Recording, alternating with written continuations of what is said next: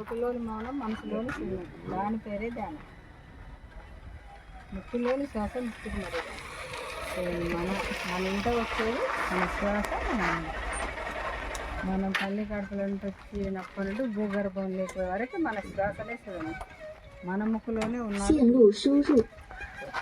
శ్వాస మీద ధ్యాస. గాలి ఎక్కడ వస్తుంది, మన శ్వాస, మన గురువే శ్వాస ఉంటుంది, శ్వాస చూడండి. అందుకే దాన్ని కాపాడుకుంటూ శ్వాస మీద ధ్యాస పెట్టాలి. ఎన్నో ఆలోచనలు వస్తూ ఉంటాయి, ఎప్పటికప్పుడు కట్ చేస్తూ మళ్ళీ శ్వాస మీద ధ్యాస. ఇప్పుడైతే మనం కళ్ళు మూసుకోవాలి, కూర్చోవాలి. వెంటనే తగ్గిపోతుంది. డాక్టర్లో మెడిసిన్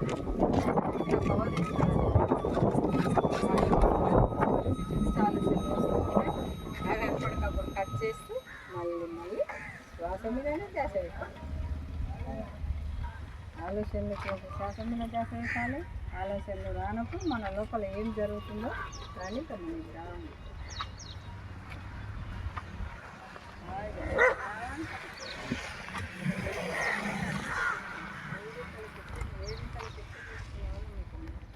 ధ్యానం చేస్తే మనలో ఏ జబ్బుల్లో వెళ్ళిపోతుంది.